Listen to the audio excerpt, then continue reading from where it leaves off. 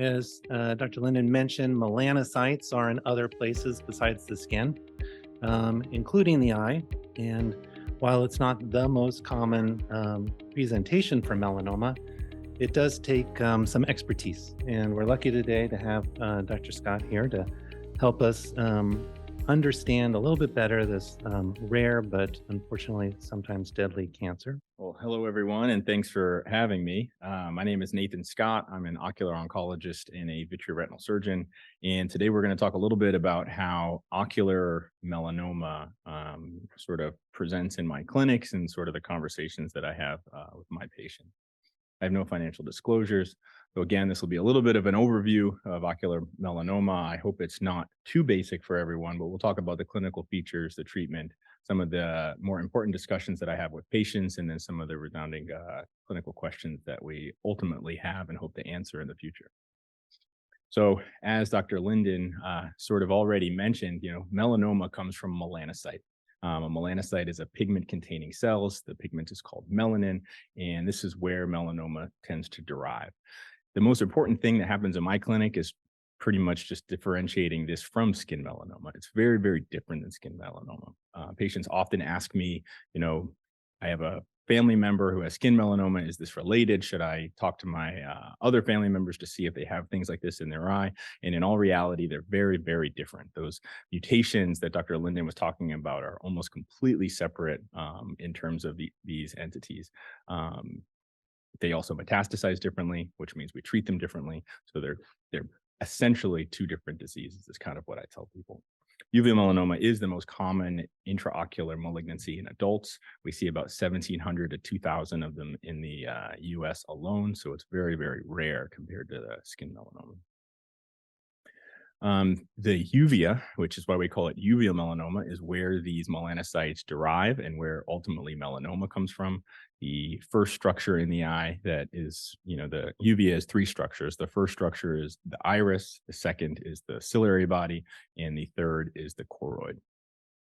So in terms of iris melanoma, about 5 to 8% of uveal melanomas arise from the iris. Only about 5% metastasize within 10 years. So this tends to have a better sort of risk profile. Some of the associated conditions are having fair skin, light iris color, numerous cutaneous or iris nevi, congenital ocular or oculodermal melanocytosis, uveal melanocytoma, and then my favorite, arc welding, because it's kind of neat and nobody really understands why this happens. It does present about a decade earlier than the posterior segment uveal melanoma, and we think that's most likely just because patients can see it when they look in the mirror, any changes in their iris. Most importantly, you notice that UV is not on this list. So there's actually no indication that sunlight actually increases your risk of developing uveal melanoma, which is another sort of just important thing that I talk to my patients about. I still do tell them that they should, wear sunglasses, have UV protection, but there's no indication that that's actually related to uveal melanoma. There are some studies that suggest maybe, but it's certainly not definitive. So when we evaluate an iris melanoma lesion, we're looking for elevation, vascularity, tumor shedding, satellite lesions, angle invasion. The angle is sort of the periphery of the iris where you get drainage. If you do have angle invasion, then you'll often have elevated intraocular pressure. That's the elevated IOP there. Sentinel vessels. Sentinel vessels are irregular vessels on the surface of the eye. And then extraocular extension. Sometimes you can actually see the tumor burrowing through the eye structures. And it's very important to differentiate these from iris nevi. So quite often, many people have iris nevi, and they will have many of those same features that iris melanoma tend to have. And quite often, we're just sort of monitoring them. So these are all benign lesions that have been watched and have not actually turned into melanoma. Management options include observation, typically not recommended.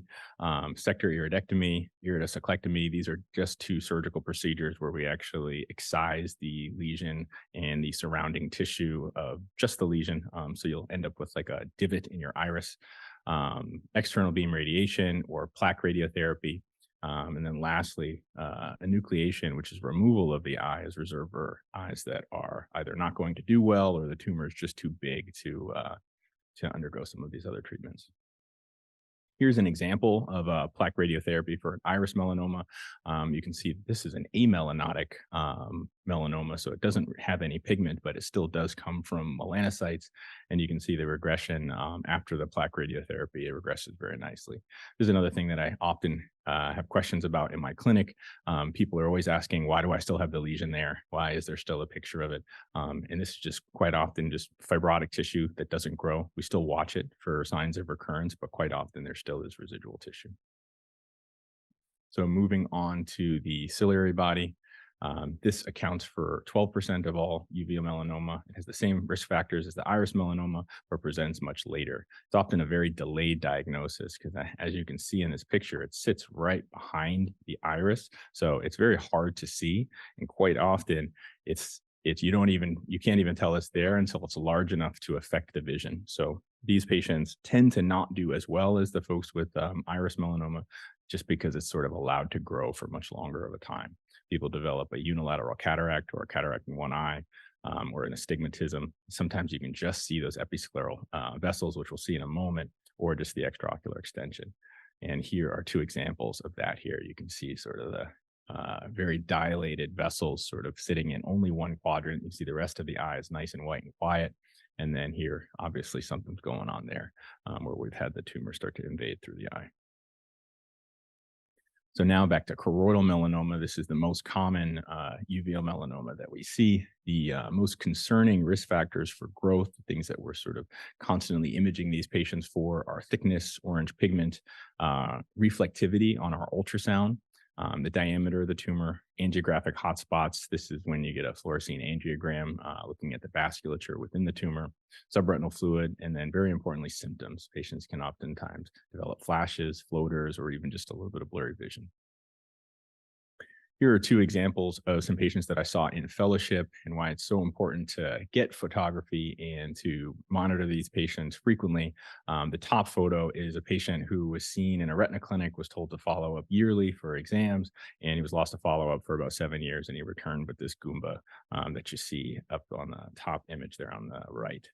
The bottom patient is another patient who was followed by a retina specialist, and quite frankly, they just didn't notice that it was slowly creeping, slowly growing towards the nerve, just because it kind of has the same appearance as it always did. And it wasn't until they developed the elevation that they noticed that they decided to send to our clinic in ocular oncology.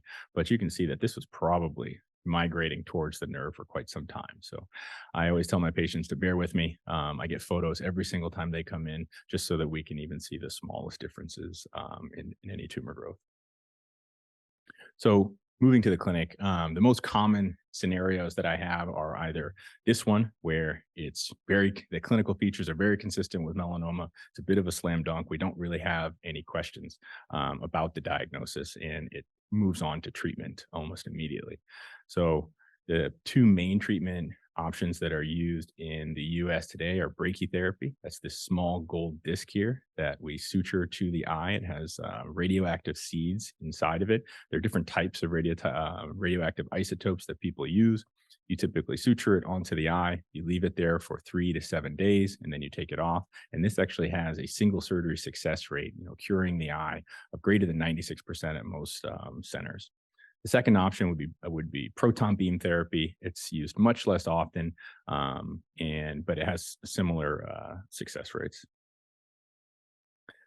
So after we sort of talk about brachytherapy, I think the next biggest thing that we do nowadays that wasn't always done is we have to manage radiation retinopathy or radiation optic neuropathy. So about 15 years ago, quite often people would get radiation, and then about 1.5 to 2 years in, they would slowly start to lose vision, and there was nothing we could really do about it. We would say, well, the radiation kills the tumor, but it also damages the normal structures, including those important normal structures like the macula and the nerve. Nowadays, we treat these patients with anti-VEGF therapy, injections, or steroids directly into the eye. And many of us think that this helps preserve vision. There's never been a randomized control trial. There's one that's starting pretty soon to look to see if this is actually working in a randomized trial. But anecdotally, most of us tend to do this. So this becomes a very important concept for patients because, when they're thinking about their treatment and depending on what their vision is at the time, they're subjecting themselves to, every 2 months, every 4 months, or even monthly injections of coming in to get an injection into their eye, which can be kind of tough. And then we talk about biopsy. Biopsy is really important, not so much for a diagnosis. This is largely a clinical diagnosis. We sort of know it when we see it, all of those clinical features. Sometimes you get intermediate lesions that you're not sure, but big picture is we take a piece of the tissue, not so much to make the diagnosis, but to send for gene expression profiling to give our patients an idea of what their likelihood of having metastasis in the future really is. This is not a non-invasive procedure, as you can see here. It basically, we have to put a needle completely through the wall of the eye, through the chamber, and even through the retina and in the tumor, just to get a small amount of tissue for these biopsies. So it goes without saying that this does not come without risks, although the complications are very, very low. Here is actually a video of a different type of biopsy that we do when the tumor is a little bit more anterior, accessible right through the eye wall. So I would say shield your eyes if you don't like to see blood or eye videos, but this is sort of just an example of what we get to do in the OR for some of these tumors to get tissue. And this is one where we had a little bit of trouble getting a good sample. But as you can see, we just sort of pull back the conjunctiva to expose the area. We do a little bit of cautery so that we don't get bleeding. This is how we see where the tumor is. We're shining a light through the pupil, and you can see the shadow right there. And we outline the shadow to, localize where the tumor belly is. And then this approach, sometimes we'll just put the needle right through the eye wall, but this approach here is to try to reduce any risk of seeding, any tumor cells getting out from inside of the eye and adhering to the underneath the conjunctiva around the sclera. Here you can see we just put a needle in, we aspirate, and we take a few cells. This one we had to do a few times because the cells that we were getting were not very adequate. So we ultimately end up just trying to grab a little piece of tissue and cutting it out to send to our pathologist. And then for our patients who are, and then we do a little bit of cryotherapy to make sure that there's no tumor seeding as well. But for our patients who have already had this done, you'll see, right at the end, you remember after your surgery how you were feeling itchy and scratchy for the next 4 to 6 weeks. That's because you have small little sutures that do absorb on their own, but they're sitting right on the surface of your eye. So every time you blink, you feel those. So that is an indication for that. I don't know. So that biopsy there, we send off to a lab for gene expression profiling. This is probably one of the biggest things that's happened in uveal melanoma over the past, 15 years or so, is this gene expression profiling, which takes a 15 gene prognostic profile and basically places patients into risk categories. The first rendition of this puts you in a class 1 being a low risk and class 2 being a high risk.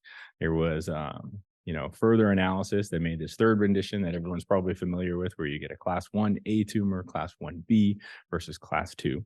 And I will often, sort of bring something like this up in the clinic for my patients while they're there, just because they're often being followed for these lesions in their eye. And they're saying, I've had this for 6 years. And now all of a sudden it's growing. Why is it growing now? And it wasn't growing before. And we talk about this pathway, which is fairly well understood, that you have choroidal melanocyte. You have a primary driver mutation in the G protein. Dr. Linden mentioned the GNAC and the GNA11 mutations. This likely turns into an early choroidal melanocytic tumor that has the capacity to grow. And the large majority of these probably just turn into these dormant nevi that we're all watching and that aren't growing. There's an arrest of growth that's likely either related to mutations or the immune system sort of suppressing it. It's not until you get a secondary driver mutation, one of these is the most concerning one being BAP1, that you actually develop with a malignant tumor that becomes concerning. And I'll usually pull up these results for them. This is what the Castle Biosciences sheet gives you once you send one of these in. We talk about how a class 1A has a 98% chance of being metastasis free at 3 and 5 years. And then, if you're unfortunately in that class 2 bucket, it's about a 50% chance of metastasis at 3 years and a 72% chance of metastasis at 5 years, which can be quite devastating for patients. So I'll usually point them to some more recent work that has been done since those results, where they've shown that we probably overestimate these numbers. And in real life, these are studies from Iowa and I believe it was Case Western or Cleveland Clinic, that showed that those class 2 tumors probably don't metastasize quite as often as those results predict, but it's still much higher than the class 1. PRAME expression is something that you also get in your results. We don't, it's not validated yet in terms of a true marker, but many of us in the community do believe that this is sort of a modifier of risk. It's likely that PRAME expression makes you much higher, a higher risk of metastasis. So those patients that do have like a class 1 tumor and they're PRAME positive, we are a little bit more concerned about those, and we'll tend to screen them more often. The second patient clinical scenario that I get is when you have some of the features that are consistent with the melanoma, but not all of them. And these can be really, really tough and challenging because patients, they're worried, they're concerned, and we are as well. But we don't want to run into a scenario like this where we're treating things that otherwise wouldn't have been a problem. Think back to those injections that I talked about. If you're treating a nevus and now a patient is getting these injections to prevent radiation retinopathy, every 2 months or every month, that's a pretty big burden for those patients. So this is just a clinical report that I found where they had a patient. He was 47 years old. They had a 4 by 3 millimeter choroidal nevus at presentation. You see that here on the top. And then over the next 4 years, it had elevation, it had orange pigment, subretinal fluid. The patient endorsed flashing lights. So it was pretty much nailing a lot of the things that we're concerned about in this being a real melanoma. They did not want to deal with injections. They did not want to deal with having this in their eye. So they underwent an enucleation, and it ultimately ended up being a benign nevus on pathology. So this is the type of thing that we're trying to avoid. So does growth equal melanoma? Oftentimes, this is the biggest question that I get when I tell patients that I want to watch and wait. I don't want to treat them with radiation therapy if it's not definitively a melanoma. So I often point them to this quote by David Abramson. He's a prominent ocular oncologist in New York, and he mainly sees kids, but he basically says after 13,000 examinations, he's only seen one child with a choroidal nevus. And what this means, because we know that choroidal nevi are in about maybe 6 to 10% of the population, that all nevi grow because at one point you didn't have it and now you do.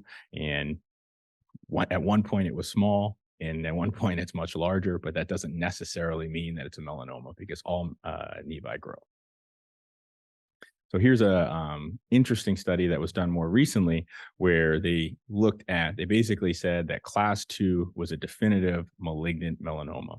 And that was going to be sort of their true positive.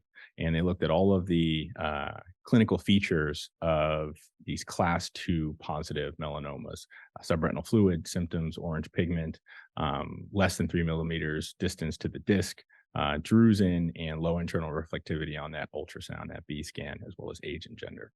And basically, they found that the only things that were significant risk factors were age and thickness. Documented growth wasn't even associated with being a class 2 tumor, which is interesting because these are all of the things that we use in clinic to determine whether or not we're going to treat patients, whether or not we're going to say this is a clinically diagnosable uveal melanoma. But in summary, a lot of the literature is showing us that growth is not equivalent to malignant transformation. None of the classic clinical features that we just talked about are pathognomonic for malignant transformation. And observation is always reasonable, even if you're a little bit concerned that it may just be a nevus that has arrested. So questions from the clinician. These are things that I think about all the time. How best to differentiate choroidal nevi from small melanoma. We still have work to do. At some point, we're going to have better blood testing so that we don't have to put a needle through the eye, or even anterior chamber fluid, which is an office test. We wouldn't even have to go to the OR. Better prognostic markers. There's issues with the GEP class and the PRAME. There's always this question of, how much should size really be informing us? And then treatment of high risk disease. There's now some neoadjuvant trials that are undergoing to treat high risk disease, but there's certainly more that needs to be done. And then treatments that don't involve radiation. It'd be very nice to not have to inject patients with this medication, every month or every 4 months or so. Treatment of metastatic disease. Hopefully, we get to talk about that a little bit more later. As we know, tebentafusp was probably the biggest thing that has happened in metastatic uveal melanoma over the past century or so. And then clinical trials. We're starting a few here, and I'm happy to sort of talk about those as well later. So thank you to my mentors, and here are my citations.